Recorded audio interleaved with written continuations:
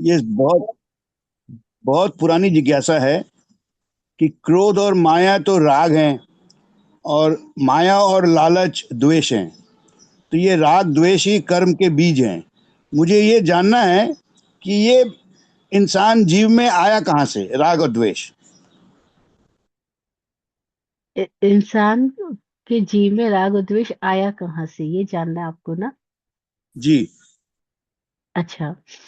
और ये जो आपने कहा क्रोध और माया राग है, मान और लालच द्वेष है, नहीं ऐसा नहीं है।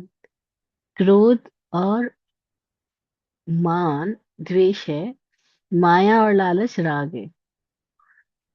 क्योंकि राग के वशीभूत होकर के आदमी लालची बनता है ना, जब कोई चीज अच्छी लगती है तो और चाहिए और चाहिए और चाहिए, और उसको पाने के लिए प्रपंच करता है, माया करता है ना।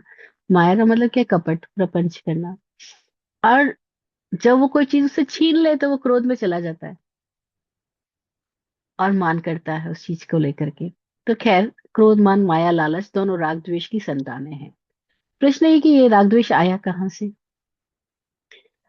अगर आप अपने ही जीवन को झांके, बाहर मत जाओ, कहीं मत जाओ, दूसरों किताबों में भी मत जाओ, शास्त्रों में भी मत जाओ, ग्रंथों में मत जाओ, अपने जीवन में जाओ। तब अपने जीवन में देखो कि आपके जीवन में कब क्रोध आया, कब मान आया, कब माया आई, कब लालच आया। आप अपने आप को निरीक्षण करो जरा, आंख बंद करके। जरा देखो कि आप जब छोटे बच्चे थे, जहां तक आपकी मेमोरी जाती है, तब आपके भीतर कोई क्रोध मान माया लालच दिखाई देता था आपको? फिर क्या हुआ? जब दूसरों के साथ आपका आकर्षण विकर्षण पैदा हुआ, कोई टकराहट पैदा हुई, कोई घर्षण पैदा हुआ, चाहे वो अपने भाई के साथ, बहन के साथ, पापा मम्मी के साथ, या फ्रेंड्स के साथ। देखो, जब दूसरों पे नजर टिकने लगी, है ना, दूसरों को देख के कोई आकर्षण पैदा होने लगा, कोई सम्मोहन पैदा होने लगा। देखो कहाँ कब शुरू हुआ, कब घमंड आया? जब माँ ने बोला अरे तुम्हें क्लास में फर्स्ट आना है, और तो आप फर्स्ट आ गए, या फर्स्ट नहीं आ पाए। देख, कब हमारे भीतर किसी ने प्रतिस्पर्धा जगाई, महत्वाकांक्षा जगाई? खुद ही जांच करो। क्योंकि ग्रंथों से जो उत्तर मिलेगा वो बौद्धिक हो जाएगा, लेकिन आपके अपने अनुभव से जो उत्तर आएगा वो आपको किसी समाधान की दिशा में लेके जाएगा। क्योंकि कहाँ से आया पैदा कर देख सकोगे, तो उसके आगमन के रास्ते समझ में आ गए तो उससे मुक्त होने के रास्ते भी समझ में आ जाएंगे। और आप अपने अनुभव से जानोगे कि ये पर अध्याय है जिसकी संतानें क्रोधमान माया लोभ है, और ये स्वाध्याय है जिसकी संतानें क्षमा प्रेम विनय और संतोष है।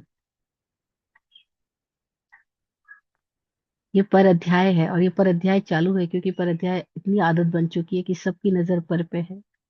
पत्नी पति से लड़ रही है क्योंकि उसकी नजर पति पे है, पति पत्नी से लड़ रहा है क्योंकि उसकी नजर पत्नी पर है। कोई खुद को जगा नहीं रहा है, सब दूसरों को होश में लाने की कोशिश कर रहे हैं, अरे तुम सुधरो। कोई खुद को सुधारने की दिशा में नहीं जा रहा है। अरे सुधारक जगत की चिंता मत कर यार, तेरा जगत तू स्वयं है, पहले इसे सुधार।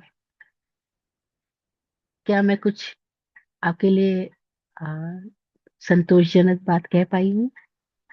हाँ, इशारा अच्छा है कि इस जन्म में मैं देख सकता हूँ राग द्वेष कब आया। लेकिन मेरा जी। जो वो अपेक्षा था कि वो पूरा जीव, पूरा जो प्रवाह जो हमारे इतने जन्म हो रहे हैं, उनमें राग द्वेष कैसे घुसा?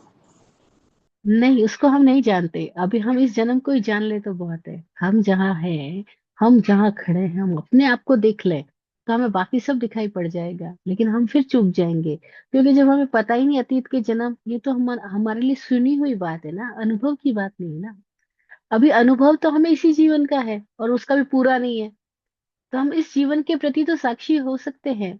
अब पिछले जन्मों जीवनों के प्रति जिसको हमने जाना नहीं, केवल सुना है या माना है कि पिछले जन्म में हम ये थे या नहीं थे, या जीव अनादि काल से है, ये बातें सुनी हुई है, हमारे अनुभव की नहीं है।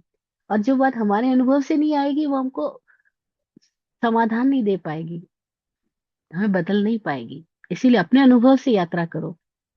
ये बातें हमने सुनी हुई है, मानी हुई है कि हम ये जीवन आदि काल से चल रहा है, इसमें राग द्वेष पुराने से चल रहे हैं। फिर अपने अनुभव कहाँ से शुरू होता है, वहां से यात्रा शुरू करो तो मजा आएगा। जी, आपने जी। आज शुरू में अच्छा ही कहा कि कषाय को, कष को संसार नहीं, आपने इसको स्ट्रेस कहा। थैंक यू, बहुत अच्छा लगा। हम्म।